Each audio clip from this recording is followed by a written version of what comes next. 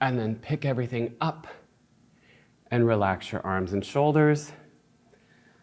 And normally that would be the series you would teach in the basic, but he's strong and has been doing this for a while, so we're gonna add the twist. So pick your arms up, lift tall, long fingers.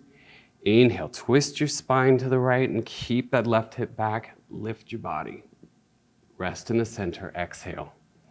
Inhale, twist to the left and hold your breath as that right hip stays back. Lift your arms higher and then exhale to the center. Inhale, lift and twist to the right. And exhale, come to the center. Inhale, twist. And lift your arms on the right side. Exhale, center. One more.